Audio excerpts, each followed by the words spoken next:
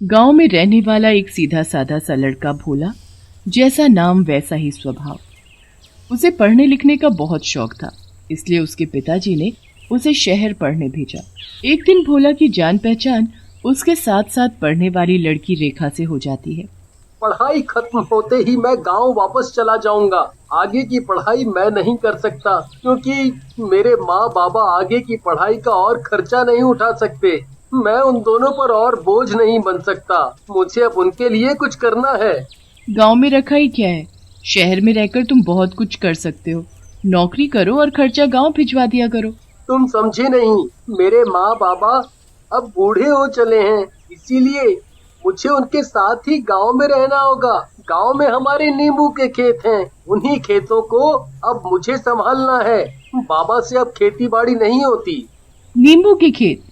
क्या ये खेत बहुत बड़ा होता है? पूरे खेत में नींबू ही नींबू दिखाई देते होंगे ना? पूरा खेत पीला ही पीला दिखाई देता होगा। सही कहा तुमने। लगता है नींबू का नाम सुनते ही तुम्हारे मुंह में पानी आ गया। मुझे नींबू का अचार और नींबू का मुरब्बा बहुत पसंद है। मुझे बस उन्हें उगते हुए एक बार देखना है। भोला, क्या तुम मुझे भी अपने साथ अपने गांव ले चलोगे? Please please please please please. देखो भोला, मना मत करना, मुझे तुम्हारे नींबू के खेत देखने हैं बस। ठीक है, ले चलूंगा, पर एक शर्त पर। गांव में तुम इस तरह के कपड़े नहीं पहनोगी, मतलब जीन्स पैंट, कोई भी छोटे कपड़े वहाँ नहीं पहनने। वहाँ तुम सिर्फ सूट सलवार ही पहन सकती हो। रेखा उसकी हर शर्त मान लेती है और भोला के साथ गांव चल देती है। गांव पहुंचते ही भोला रेखा को अपनी माँ सरस्वती और बाबा दीनदयाल से मिलवाता है। भोला की माँ रेखा को बहुत प्यार करती है। खाना खाने के बाद, भोला अब चलो मुझे अपने खेत दिखाने, वो भी नींबू के खेत। मुझसे अब और सब्र नहीं होता। रात बहुत हो गई है, इस वक्त कोई भी खेतों में नहीं जाता। तुम सुबह चलना मेरे साथ, अभी जाकर सो जाओ। मुझसे सुबह तक का इंतजार नहीं होता, मुझे तो अभी जाना है बस। देखो, रात के वक्त एक तो तुम्हें कुछ दिखाई नहीं देगा, ऊपर से रात के समय खेतों में चुड़ैल भूत घूमते हैं। जाओगी तो वो तुम्हें खा जाएंगे। जैसे तैसे भोला जिद्दी रेखा को समझा तो देता है, पर रेखा को नींद बिल्कुल नहीं आती। मैं भी जिद्दी हूँ, ऐसे नहीं मानूंगी। मैं तो अभी और अकेले ही जाकर रहूंगी। बिना आहट के निकल पड़ती है खेतों की तरफ। वो खेतों में तो पहुंच जाती है, पर भोला के खेतों में नहीं, किसी और के खेतों में नींबुओं को लगा देख रेखा बहुत खुश होती है। उन्हें हाथों से सहलाने लगती है। तभी खेतों के मालिक की आवाज आती है। कौन है वहाँ? क्या खेतों में कोई है? अरे आवाज क्यों नहीं देते? मुझे तो लगता है खेतों में कोई चोर छुपा है, अभी बताता हूँ। सुरेश की आवाज सुनते ही रेखा वहीं खेतों में छुप जाती है। तभी सुरेश एक भारी भरकम डंडा लेकर आता है और खेत में जहाँ हलचल सी होती है वहाँ दे दनादन रेखा को चोर समझकर मारने लगता है। लगता है डंडे की मार पड़ते ही बेहोश हो गया है। जरा देखूं तो सही कैसा चोर है और कौन चोर है। ये तो वो शहर से आई लड़की है, पर ये यहाँ क्या कर रही थी? उठो लड़की, उठो। अरे ये तो उठ ही नहीं रही, कहीं मर तो नहीं गई। देखता हूँ सांसें चल रही हैं कि नहीं।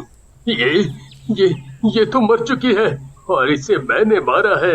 अब क्या करूं? अगर इसके माता पिता को पता चला कि मैंने इसे मारा है तो मुझे जेल करा देंगे, फिर पूरी जिंदगी जेल में सड़ते रहो। नहीं, मुझे जेल नहीं जाना।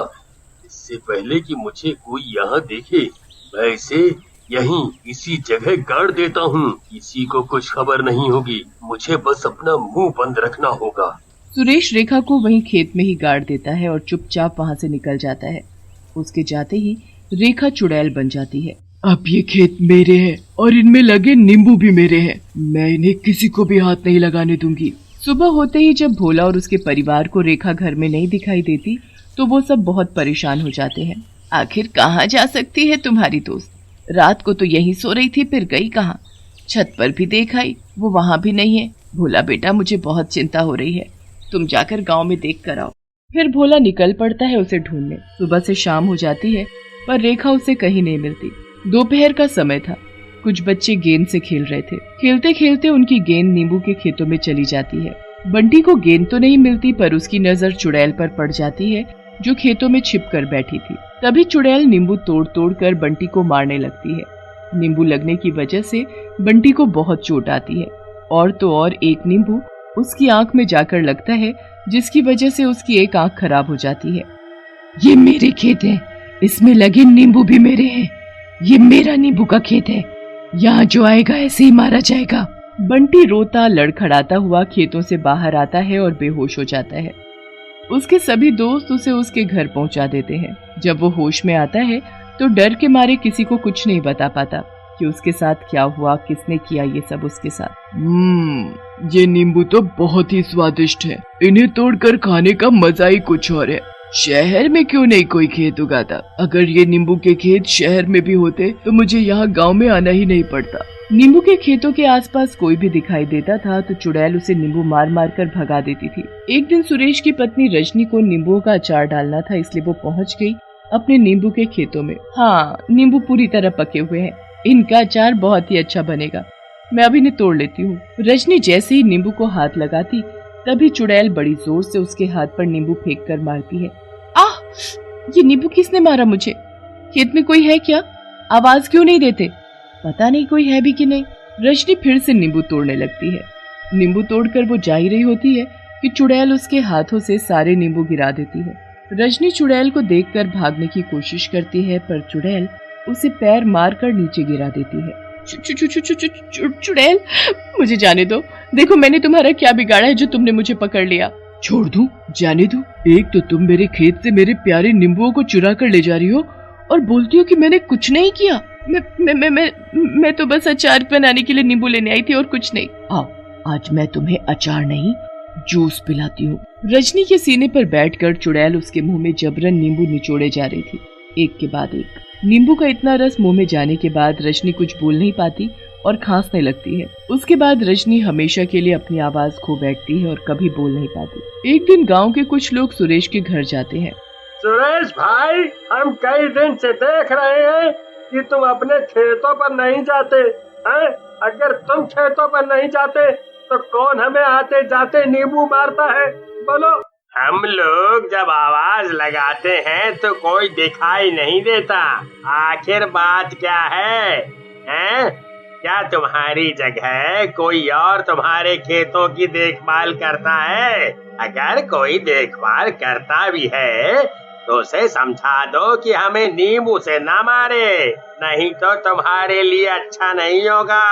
मैं तो डर के मारे अपने खेतों में नहीं जाता। कहीं मेरे पीछे किसी ने मेरे खेतों पर कब्जा तो नहीं कर लिया। मुझे आज चलकर देखना ही होगा। जैसे ही सुरेश अपने खेतों पर पहुंचता है तो वहां चुड़ैल को देखकर हैरान रह जाता है। चुड़ैल खेतों में नींबुओं का ढेर बनाकर उनके ऊपर बैठी थी और बड़े मजे से नींबू खा रही थी। पूरा गांव उसके चारों तरफ था। तभी चुड़ैल नींबू उठा उठा कर लोगों पर मारने लगती है। सभी अपनी जान बचाने के लिए इधर उधर भागने लगते हैं। तभी एक नींबू भोला के माथे पर जाकर लगता है। उसके माथे से खून बहने लगता है। भोला, तुम्हें लगी तो नहीं? मैं तो इन सबको मार रही थी, तुम्हें गलती से लग गया। दूर खड़ा सुरेश डर से थर थर कांप रहा था कि आज उसकी पोल खुल जाएगी और वो जेल चला जाएगा। भोला, अगर मैंने तुम्हारी बात मानी होती तो जिंदा होती। ये सब मेरी जिद का कारण है। उस रात मैं छिपकर तुम्हारे नींबू के खेत देखने गई थी। खेत में घुसते ही किसी ने मुझे चोर समझकर मेरे सिर पर डंडा मारा और मैं तभी मर गई। वो जो उधर खड़ा है ना, उसने मारा है मुझे और मुझे वहाँ खेत में ही गाड़ दिया। इसलिए मैं कभी खेतों से बाहर नहीं निकली। रेखा, ये तुमने क्या किया? तुम्हें पता नहीं कि ये खेत मेरे नहीं है? मेरे खेत उधर वो रहे। ये सब तुम्हारी नादानी के कारण हुआ है, पर सुरेश ने तुम्हें मारा है, तुम्हारी हत्या की है। उसकी सजा तो इसे मिलनी ही है। भोला रेखा के घर वालों को उसके मरने की खबर दे देता है और सुरेश को पुलिस के हवाले कर देता है। उसके बाद चुड़ैल पूरे गांव के खेतों के नींबू लेकर गायब हो जाती है, हमेशा हमेशा के लिए।